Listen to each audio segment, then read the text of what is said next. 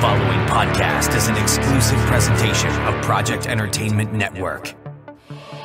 Hey folks, Brian Keene here. You know, summer's over. We're entering the fall and then the winter. Halloween's coming up, Thanksgiving, and then of course the holiday shopping season.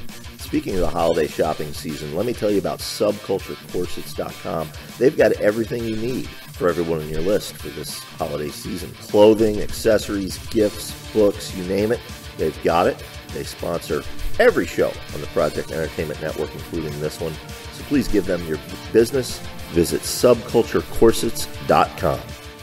Project Entertainment Network presents My Favorite Story, an anthology featuring short fiction written by the hosts of the Project Entertainment Network podcasts, with Mary Sangiovanni and Brian Keene from The Horror Show, Chuck Border, Aaron Sweet, El Mahari and Armand Rosamilia of the Mando Method, Jeannie Engel of Origins, Fizung's Mr. Frank, Tom Clark from Necrocast, It Cooks, Amber Fallon, Three Guys with Beards, Christopher Golden, Jim Moore and Jonathan Maybury, The Buttercup of Doom, Kelly Owen, Matters of Faith's Jay Wilburn, John Urbancic of H. Danes. My Favorite Story, a podcast author anthology from Project Entertainment Network, available on Kindle, Nook, and soon in paperback from the Project Entertainment Network store.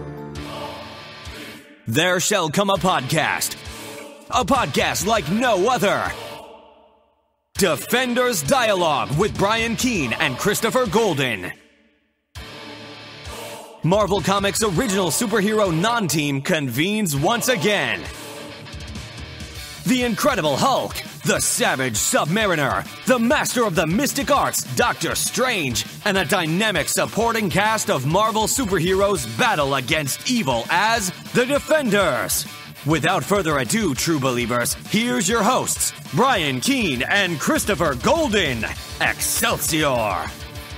And welcome back once again to Defenders Dialogue. I'm Brian Keene. And I am Christopher Golden. And thank you. What do we say, Brian? I'm going to ask you this week. What do we say? We say Excelsior, true believers. That we do, my friend. Welcome back, Mighty Marvelites. How's that? That's right. Welcome back, Mighty Marvelites. We are the most fanish podcast on earth. This is going to be an interesting conversation, Brian. I don't know if we're going to get all the way through Defenders 46 through 50, which are the issues that we read for this week. Right. Which is, by the way, what I think of as the Zodiac Saga or the Scorpio Saga, depending how you look at it. I was so excited to read these, and I have different emotional responses to having read them. But before we begin, what are your thoughts, my friend?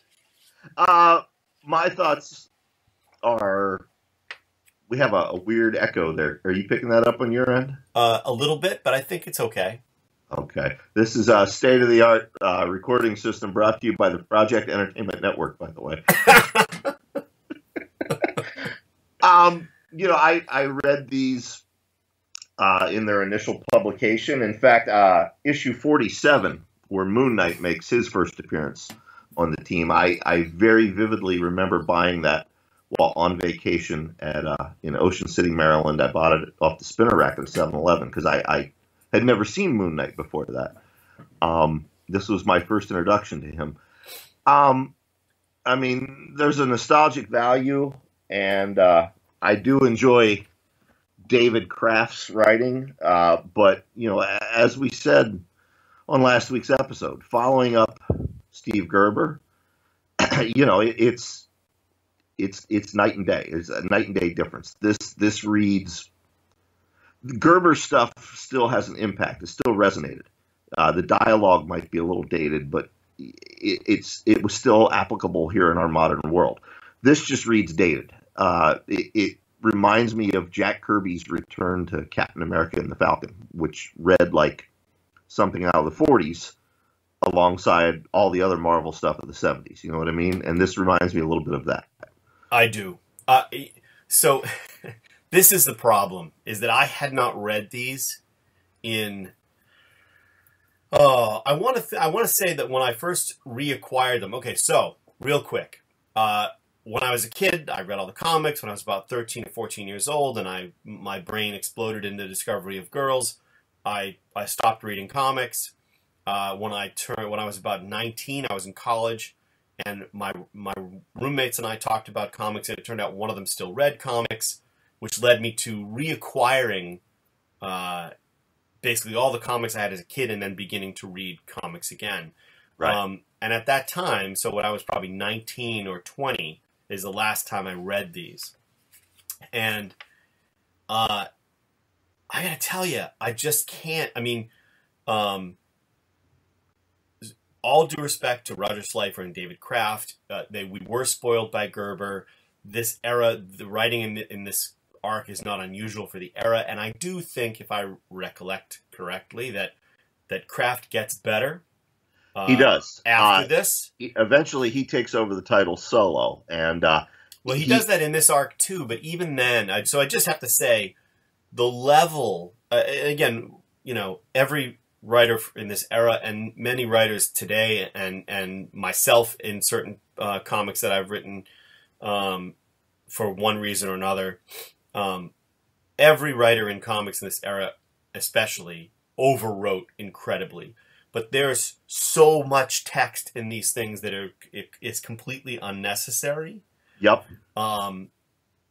That it just was really distracting for me. Well, the one thing about comics, and I'll use Mary Sangiovanni as an example. She wrote a Wonder Woman last year, critically acclaimed Wonder Woman one-shot. It was in DC House of Horror. She never read comics, and she'd never written a comic, and she asked me for pointers, and I said, the thing you have to remember with comics, they're visual like a film.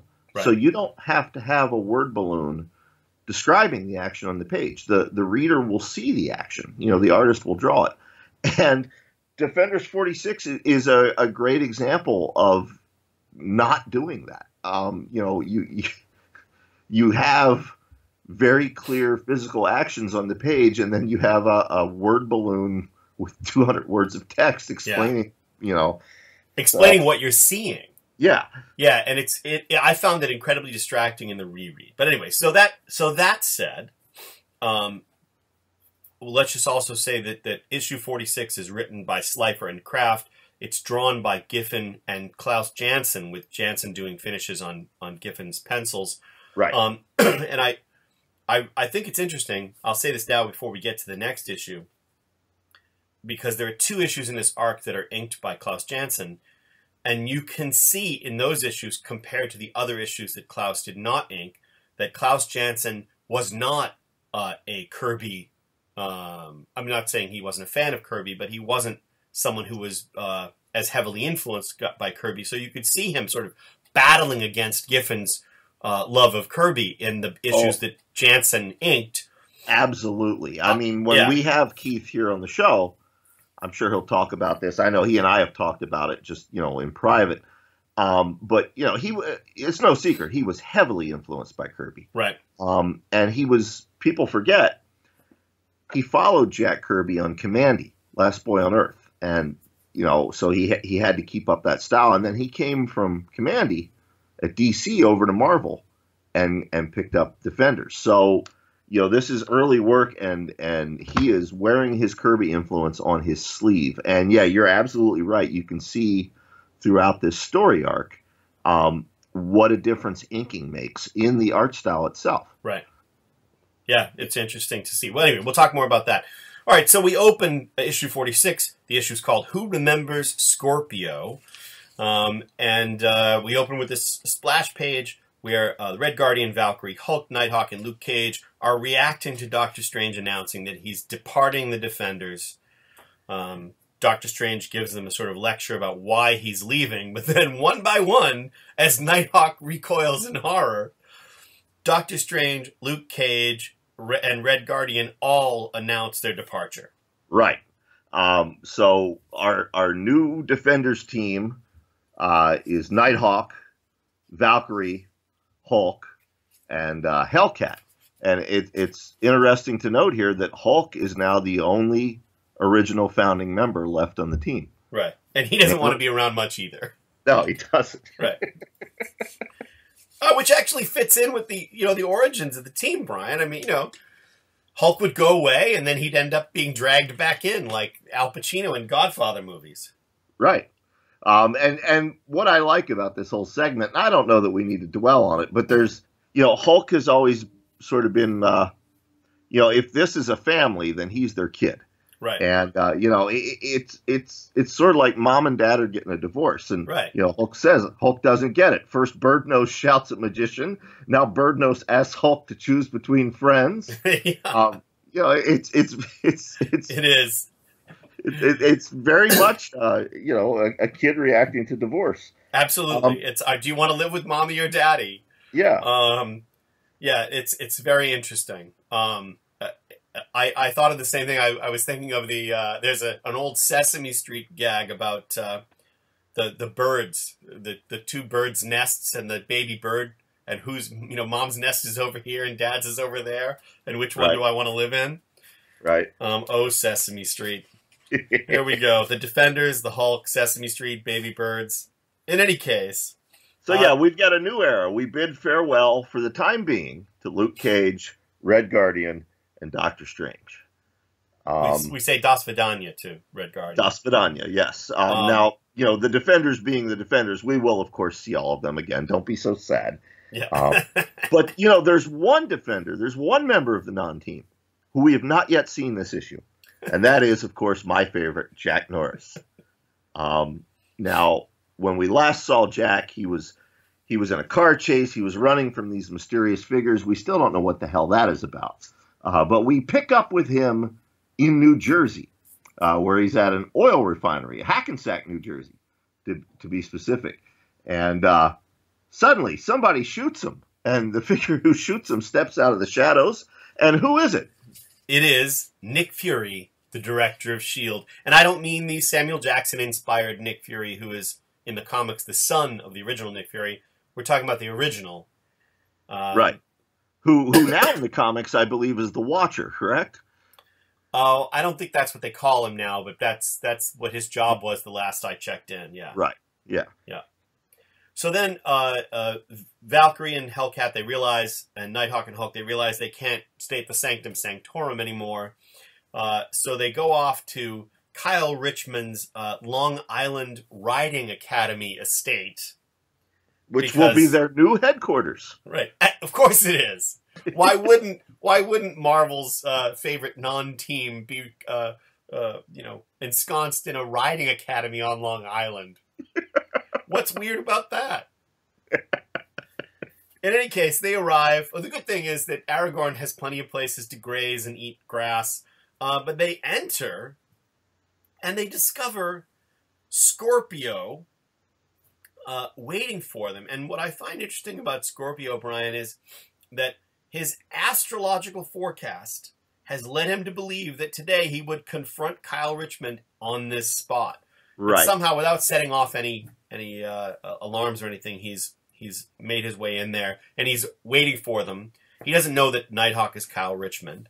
Right. So now we should point out, I know we have a lot of listeners who are not as seasoned as us, Chris. Yeah. A lot of listeners in their 20s, their early 30s. I always think of author Wesley Southern. Wesley's never read The Defenders, but he listens to this show every week because he likes hearing you and I geek out about stuff that influences. But he's not reading along? No, he's not reading along. He just listens to us. But okay. But Scorpio, as it turns out, is he's an old school Marvel villain. They don't use him much anymore. He is actually Nick Fury's brother. This iteration, we should say he's not the first Scorpio, but, right? But this iteration is Jacob Fury, Nick Fury's brother. Yes, right. And Scorpio was one. I feel about Scorpio the way you felt about the Headmen. I never cared about him as a supervillain. All right, well, so we'll make short work of him and say, even though he's the villain behind this whole arc, and believe me, I will be shitting all over Scorpio during this arc, mostly because of the way he's written in this arc. Right. But he has this thing called the Zodiac Key, and he has a power that just doesn't make any sense whatsoever, and I don't know how he gets it, but the Zodiac Key allows him to teleport, and it fires energy beams and all that. I think that's interesting. But for some reason, that I don't understand. And I'm sure I ask you, mighty Marvelites out there, let me know. For some reason, Jake Fury can turn himself into water. Yes. Like Hydro Man. Yes. And I don't understand. I didn't remember that. Like, when I reread this, I got to that part, I was like, nah, this is the alternate timeline where that happened in the comics. I didn't remember that stupidity at all. I believe it's the powers of the signs of the zodiac. So Aquarius is a water sign, therefore he can turn himself into water. Yeah, but he's Scorpio, which is a water sign. Oh, so, that's true. Right. So the other thing I want to say, and this is why is that my mom, who's 81, has been an astrology person her whole life. In New England, we had a guy on the radio when I was growing up who would give your astrological forecast, and he called himself the Cosmic Muffin. Right. So from time to time, I tease my mom by calling her the Cosmic Muffin. And every time I read Scorpio talking about your astrological forecast, and that's how he figures out what's going to happen, I think of the Cosmic Muffin, and I can't take it seriously. But in any case, moving on. A battle ensues.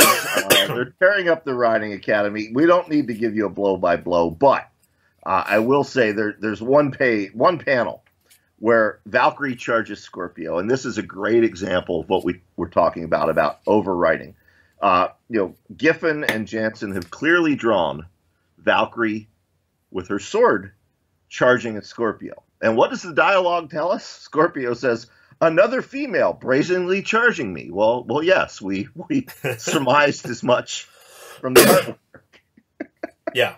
Oh my God, but it's loaded with that, and the captions are much more like the captions just are so what my niece would say and my daughter would say, extra. Yeah, it's overwhelming. The pages are very, very crowded with words. Yeah. And anybody, if you've ever read my Blade one-shot, you're probably thinking right now how hypocritical I am being. But there's a story behind that, which I won't waste time on this podcast sharing with you. But yes, you're right. But beyond that. Now, Brian, this issue ends with the Hulk rising from the rubble of this battle, and Scorpio manages to teleport away, and then they figure that this isn't over, and they're right. And I hurry to the end. I hasten to reach the end. Yes, because as loyal listeners will know, when we did the multi-episode Headman, Nebulon, Elf with a Gun saga, we pointed out that the Elf with a Gun, his storyline never wrapped up. The Headman, Nebulon, all defeated. Nebulon fucked off back to the planet of the Lubderdites. Decreeing humanity was a lost cause. The Headman went to jail. But what happened to the Elf with a Gun? Well, we find out at the end of issue 46 when there's an epilogue, because outside of Kyle Richmond's Riding Academy, the same academy where this battle has been going down, a little boy named Greg is delivering papers.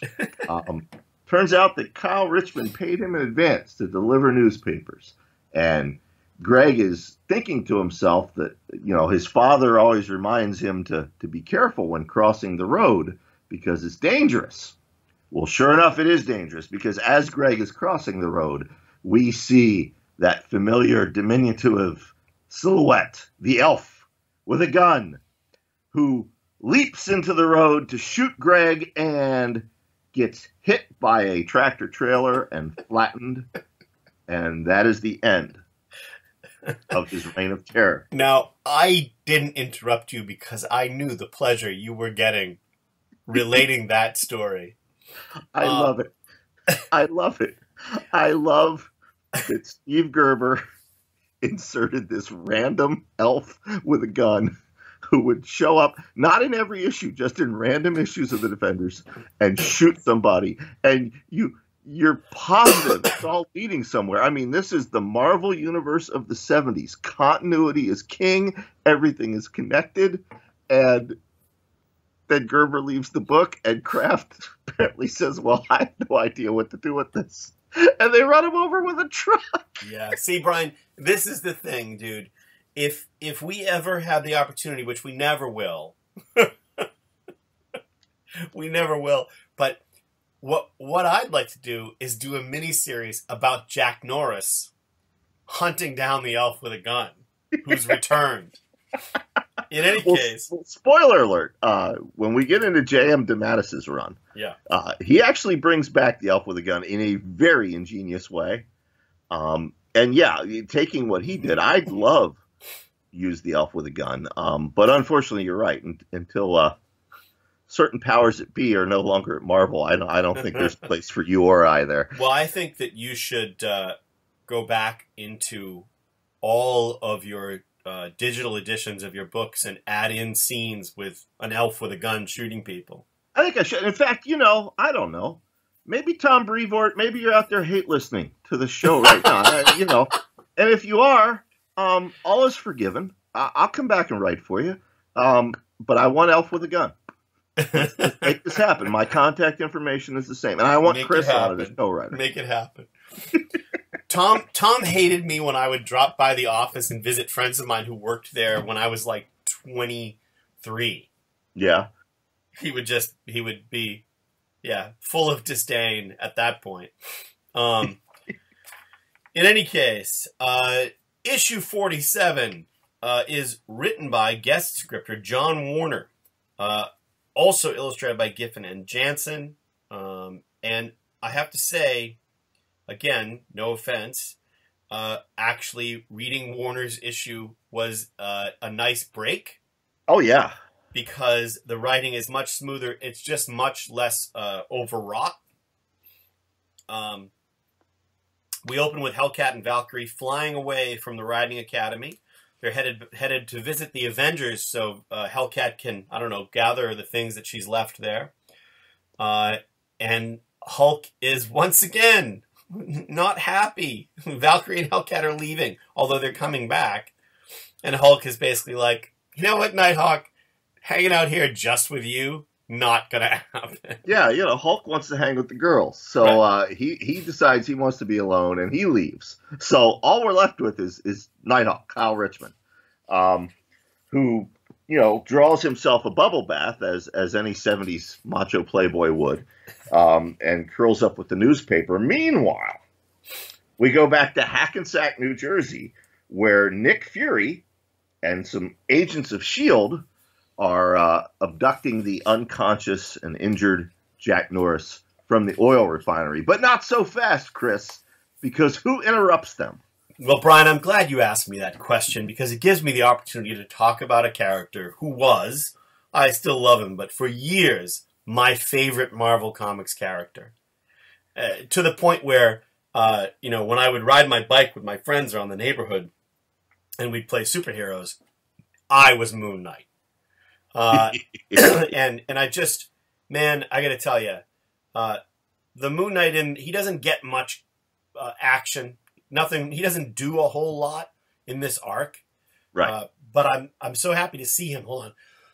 Excuse me. And I was so happy. You're getting emotional about this. I am. I'm choked up. No. But I was so happy to see him here. Love Moon Knight. Just love this character. The Doug Mensch run on the original series, and when he first appears in Werewolf by Night. Agreed. And for, again, for younger listeners like Wesley Southard or Gavin Dillinger, comic journalist Gavin Dillinger, just a quick rundown of who Moon Knight is.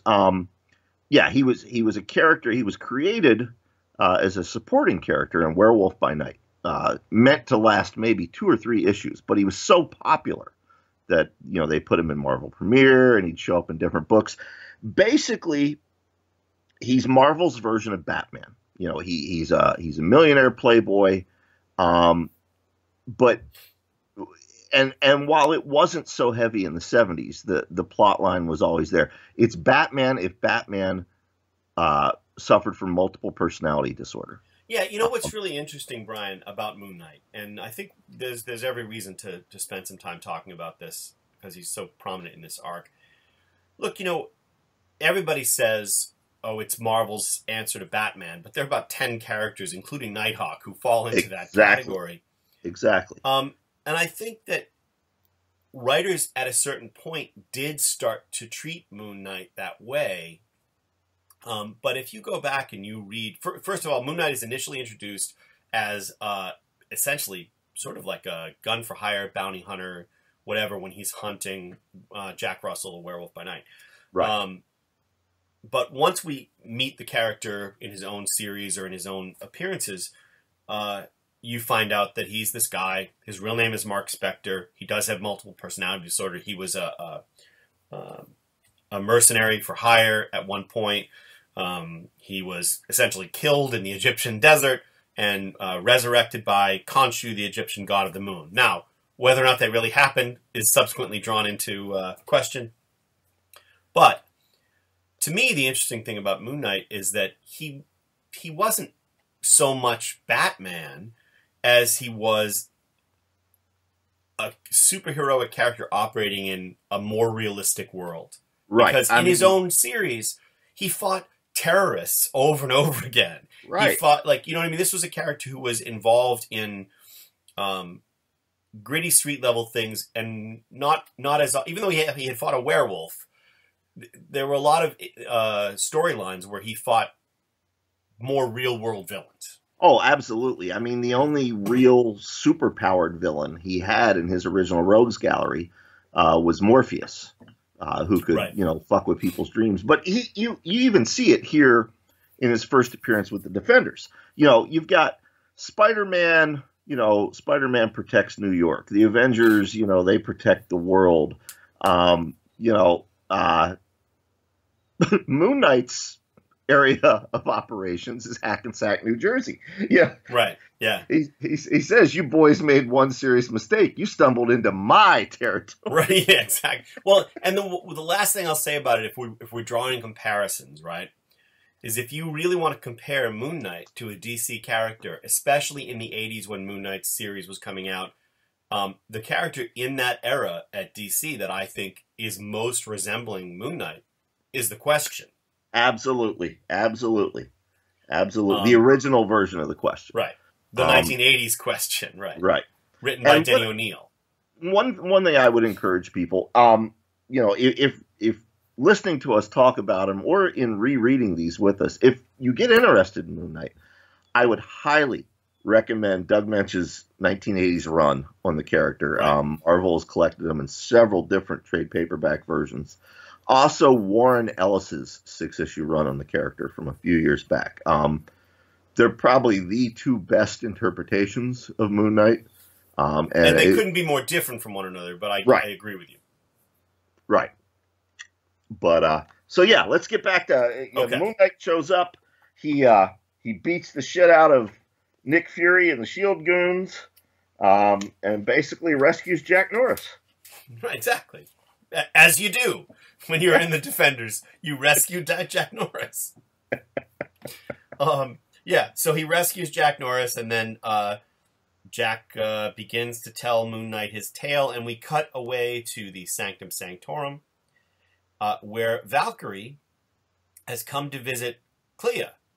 Right, because now remember, Doctor Strange left, and they left the Sanctum Sanctorum, but, there are still connections between these people. They're still a family, and she has come on a personal visit, and so we get to see Wong and Clea. Right, and I want to remember to ask Giffen about this. In this scene, essentially, the reason this scene exists is because Valkyrie in previous issues has gone back to her original costume, which we never mentioned. She's back to her original costume, and basically what happens is when she draws her invisible sword, it determines her attire, which is her original costume. And Clea says, I can fix that. And she goes to the costume she had given Valkyrie as a gift. But immediately she's like, no, I don't like that one enough. I want to go to a third option, which is what we see Valkyrie wearing from this point. And I really want to ask Giffen, was this craft? Or is this Giffen going, I want to redesign Valkyrie's costume because I don't like either of these versions and I have a third one? Knowing Keith, now I've never asked him that, but let's put a pin in this because I'm betting, knowing Keith, this was all him because that's the kind of shit he does. Right. Yeah. Yeah. So this bit only exists for that reason. And, it's a much better costume. There's a lot less skin showing, so, well done, Keith. But yeah, while Valkyrie is doing that, Hellcat is at Avengers Mansion because now that she's joined the Defenders, she wants to pick up her things. And in true 70s Bronze Age Marvel fashion, she comes across another character whom she's never encountered before. And the character, of course, is Wonder Man. And instead of talking and introducing themselves to each other, they immediately get into a fight. Well, because none of the other Avengers are there. Right. Now, subsequent to Hellcat leaving the Avengers, Wonder Man has been brought back to life, been a villain, and then become an Avenger. Right. So Hellcat doesn't know who Wonder Man is, and Wonder Man doesn't know who Hellcat is. And I want to say that speaks pretty poorly of Hellcat's time as an Avenger. If Wonder Man is now an Avenger and nobody happened to mention this woman who was an Avenger, a couple months ago and is now gone. But it leads to them having a big fight in which they basically destroy this big room full of technical doohickeys. Right.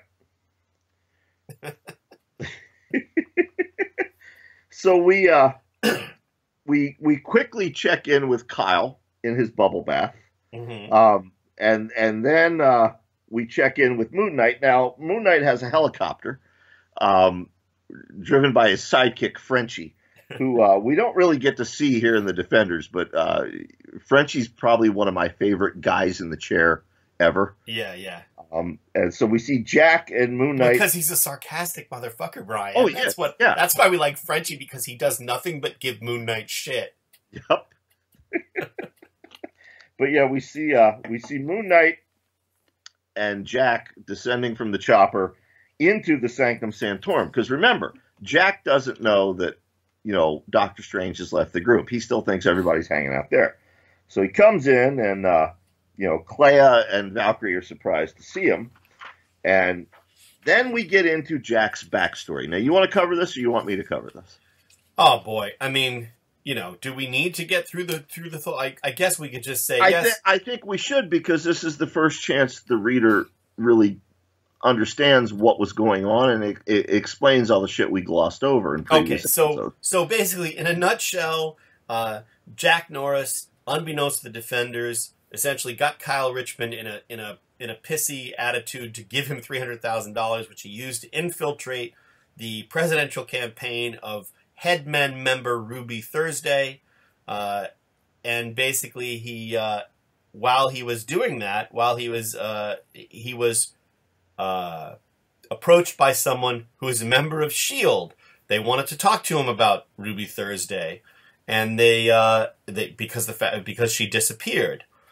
And then Jack doesn't want to tell him what he knows, because then he'll have to talk about Doctor Strange. And then weird things happen. They drug Jack, and he was interrogated by Nick Fury, and that's where Moon Knight came in. See, I could have summed that all up in one sentence, but the problem is only my fellow conspiracy theorists, like our good friend Jim Cobb, would have got it. Basically, SHIELD, the government, the good guys, mind you, kidnapped Jack Norris and MK Ultra'd the shit out of him. Okay. Google that, friends. In any case, then Jack is whining like a baby. And Moon Knight steps in, he introduces himself. And then Valkyrie says, we should contact the Avengers. Right. But of course, they go to visit the Avengers, and what they have is Wonder Man freeing himself and Hellcat from the room that fell on top of them while they were fighting. And so once again, our heroes assume that Wonder Man must be a villain. Right. And a new fight breaks out. And we get this thing that happens again. I'm glad you pointed at how last issue, because Valkyrie comes in, and what does Wonder Man say? What? Another costumed female? This is why we need to march, Brian. Yes. 1 year later, this is why the march is still happening. Exactly. But to Wonder Man's credit, and it's something you didn't often see in 70s Marvel comics. There's a word balloon where he says, look, if you just let me explain. And Valkyrie does not want to let him explain. Stand away from her, villain. Stand and face the wrath of the Valkyrie. And she kicks his ass. Right. I also want to point out, funnily, that many of the writers often make a point of stressing that Valkyrie is only hitting people with the flat of her sword. Right. Because I'm sure that readers would wonder why people weren't getting hacked in two. I always thought that was kind of a shitty cop-out. It's like when you have Wolverine stories now where he's not slashing people up. He's got the claws out. There's no flat of the adamantium claws. No. In any case. Then Moon Knight comes in, and he goes up against Wonder Man.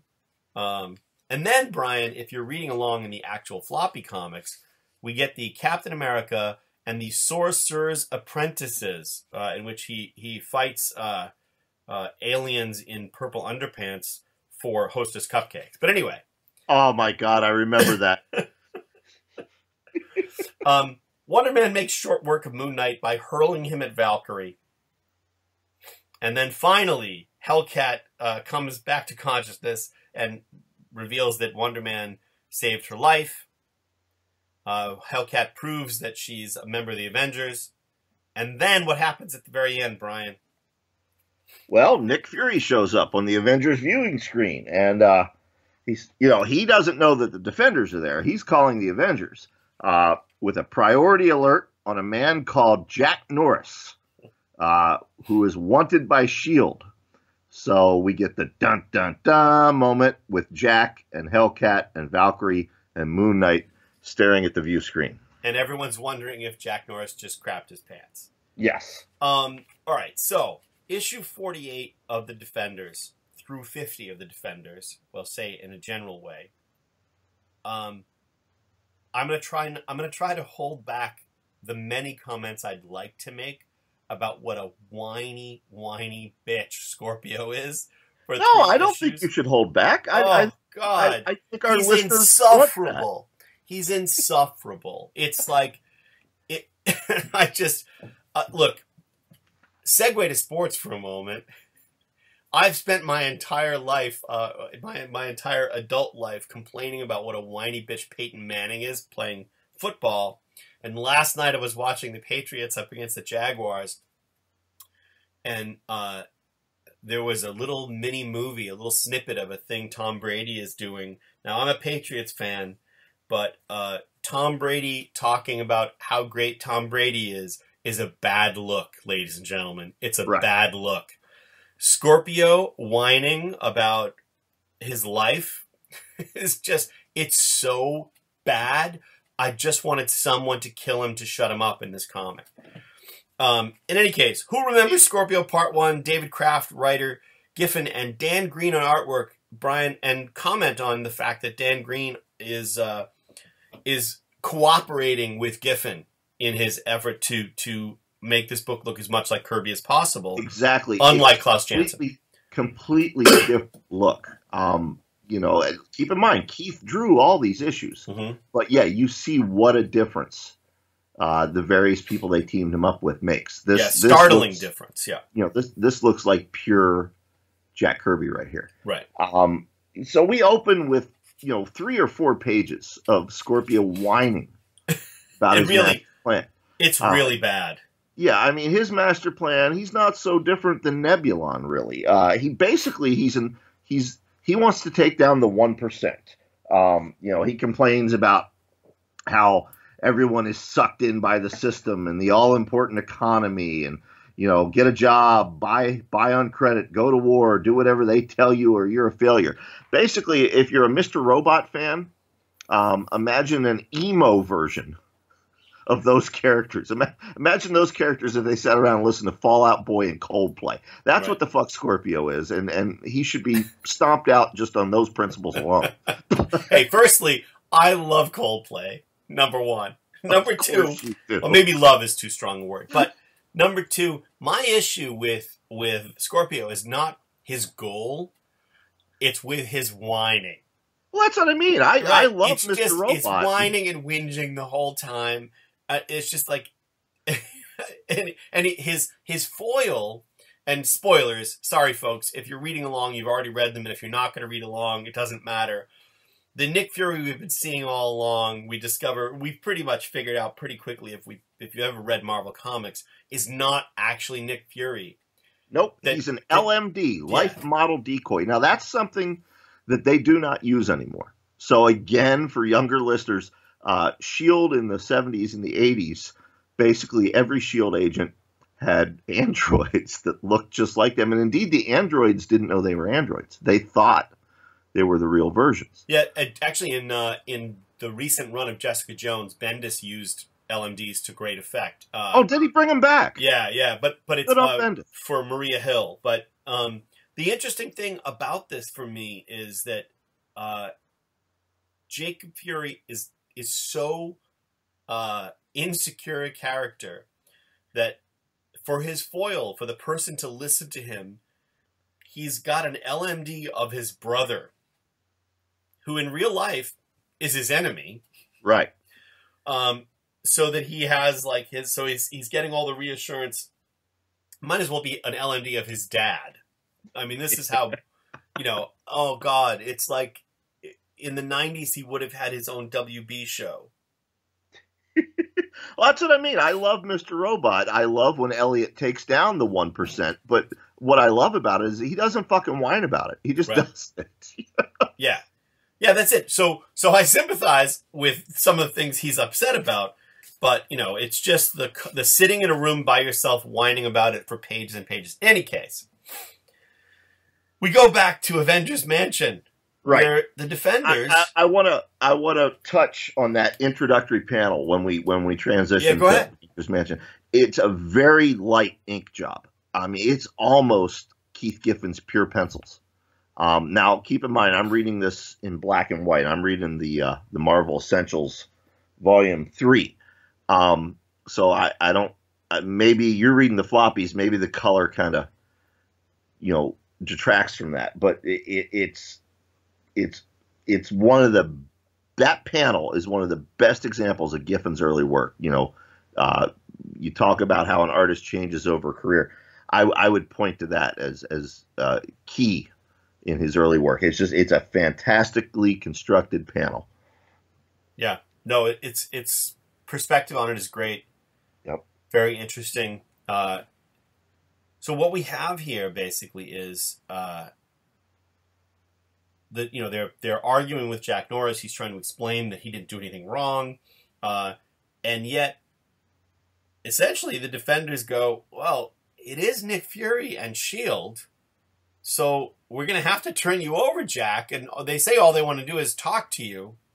So Jack goes off with Nick Fury, gets put in the car, and pretty quickly realizes that this guy is not taking him to S.H.I.E.L.D. headquarters. He's taking him through the Lincoln Tunnel to New Jersey. Dun, dun, dun. Apparently in this series, all bad things happen in New Jersey. Well, Marvel in the 70s, much as we learned in Gerber's run, it reflected real life. It was the world outside your window. And yes, all bad things do happen in New Jersey. So, well, and I just want to say, as you flip the page here, there's a 3-panel Hulk bit that I want to point to. Hulk is tired.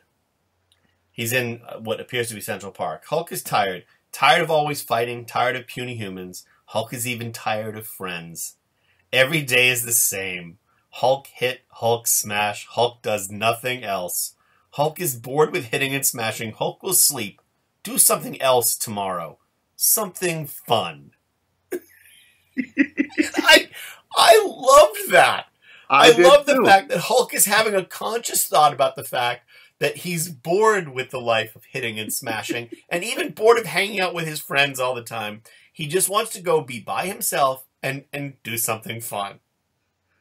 What I love about that, and I love it for those reasons, but I also love it because you could substitute Trump for Hulk, and it reads like his Twitter feed. Yeah. Trump is tired of always fighting Democrats. Yeah. So once again, we know that 1970s Hulk is Donald Trump, Only absolutely. Hulk is nice to people. Yeah. He just is as simple as Donald Trump. Anyway, I also like this bit where the next panel is Hellcat riding on the back of Aragorn, and Valkyrie says, "Hellcat, I have no idea what you're talking about." And Hellcat's going, on and on about, "This is some neat horse you got here, blah, blah, blah, blah, blah." And she's babbling. And she says, "Well, see, the gas company, Hellcat." "Yeah, Val? I really do not wish to know." So Hellcat babbles so much, Valkyrie is telling her to shut up. Which was, as I said on the previous episode, mirrored my thoughts on Hellcat until J.M. DeMatteis turns the character into one of my favorite defenders. But yeah, I did not like her in these issues. But what I do like here, you start to see Kraft coming into his own as a writer. That segment with Valkyrie, and some of it is Keith Giffen's panel construction here. But, the wind at Valkyrie's face awakens her senses. She recalls the tone of Jack Norris' voice, hurt, disillusioned, betrayed, and immature. I like that Kraft, it feels to me like he was starting to get a sense of who these characters were. Right, I agree. Because then what you have is the Hellcat notices Valkyrie's silence and demeanor and starts to talk to her. Valkyrie says, "Please, Hellcat." In other words, "I asked you to shut up." And Hellcat says, "I just want to say, I know what you're going through." So right. you do have, and again, it's still wildly overwritten later, but you do have these moments that give you the idea that, yeah, he's getting an idea of who the defenders are. Right. If Scorpio weren't so indulgent, I'd forgive more of it. In any case, they go back to the riding academy. They see Kyle Richmond, and they realize that they have handed Jack Norris over to his enemies. Right. And speaking of his enemies, we then cut to Scorpio's hideout, where the Nick Fury android has delivered Jack to Scorpio, and Scorpio whines at him for several pages. And then reveals something. Now, here's the interesting thing, Brian, and we'll get into this a bit, but he then reveals a thing that I thought these characters appeared way more in this arc. But go ahead. No. Yeah, he reveals basically this mad scientist lab. He says it took him 7 years to build it and his entire life to build up to it. But basically, it's called the Zodiac Chamber. And it's a theater of genetics. Basically, he's growing his own army of supervillains, one for each month of the year, and they will be led by him. Now, we should note, by the way, of course, there are only 11 of them because he is the 12th. Right. He is the 12th member of the Zodiac. Right. All right, so we go on. He is the cosmic muffin, so to speak. Yeah, he is the cosmic muffin, indeed. In fact, this arc, who would it be better if it was Who is the Cosmic Muffin? Anyway, Moon Knight has followed Nick Fury, who had taken Jack Norris because he was suspicious, and indeed he had a reason to be. He goes to infiltrate Scorpio's base, and he falls into a trap that is conveniently exactly where he lands. Alarms go off. We see some interesting... it's a very James Bondian setup with Scorpio weirdly tossing him a beer. I don't get that, Brian. The whole way through this story arc. Scorpio drinks a lot. And it's not good beer. He's drinking like shit beer. I mean, he's drinking the stuff I grew up drinking. Anybody that's grown up blue collar remembers it. Your dad got the stuff that cost $5 for a case. PBR. Yeah, PBR, Schlitz. Match beer balls. Yeah, Natty Boh. Old Milwaukee. Red, white, and blue. Do you remember that? Oh, God, yeah. Black Label. But, it's Moon Knight sneaks in to Scorpio's headquarters And we get some neat panel construction here by Giffen where he does this. You ever know in the back of comics, they'd give you like the blueprint of somebody's headquarters or hideout? Yep. Keith actually incorporates that into the comic itself as Jack and Scorpio are moving through the headquarters. Yeah, Which showing the trap that Moon Knight has fallen into, yeah. Right. And Scorpio, he tosses Moon Knight the beer. So Scorpio is basically, by the way, unmasked the whole time. He's whining to Jack Norris as if trying to justify himself to Jack Norris, thinking if he can get Jack Norris to believe him, to believe in his cause, maybe all is not lost. And the Greek chorus in the issue is the LMD of Nick Fury, who's basically telling Jack Norris to stay out of trouble and, keep his mouth shut, as Scorpio talks about how he wants to control the world. Then we get to the end and we find out that, like Mandrake the Magician, Moon Knight got clean away and left your beer can behind as a fare thee well. And now there's the kind of class you don't see every day. This is Jack Norris's line. It turns out that beer can saved Moon Knight's life, as we'll find out in the... Does he say it here, or does he say it in the next issue? It's not here, I don't think, but that was my assumption, is that he emptied it and filled it with air and breathed out of it. Yeah. Yeah, he explains later that's what he did. So yeah, we'll get to that in next week's episode, because I think we're out of time. We have time maybe for one more. Do you think? Yeah, we got 10 minutes to go. Okay. So we finish up this issue with Kyle Richmond bringing $500,000 to Scorpio, thinking that Scorpio doesn't know that he is Kyle Richmond. Turns out that's not the case. They fight, but Scorpio does indeed get the money and teleports away with it. Right. Which takes us right into Defenders issue 49. Fantastic cover. Great cover. One of my favorite covers. Yeah, we see Hulk rampaging through the city, and Hellcat, Moon Knight, and Valkyrie are confronting him. Right. Now, although I will say, and one of the reasons we'll have no problem getting through this issue, is this is a stupid issue. Okay?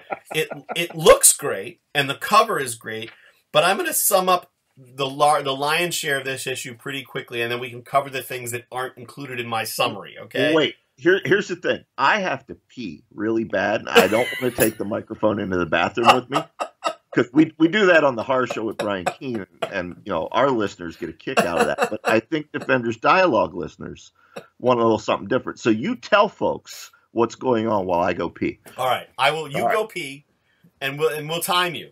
Okay. All right. Starting folks. now. So, Defenders 49. Written by David Kraft, art by Keith Giffen, this time inked by Mike Royer, but still with the same effect. In fact, in some ways, even more so, illuminating Giffen's Kirby influence. We haven't mentioned all along that Archie Goodwin is the editor of this run. Archie Goodwin, a legend in comics. In any case, we open with Moon Knight trying to find the Defenders because he's worried it might be too late to save Jack Norris. But it isn't just Jack who's in trouble. Nighthawk is in a very Kirby-esque throne machine. I don't know. It's difficult to describe it. You can check it out. We get the history of Scorpio and the previous Scorpio.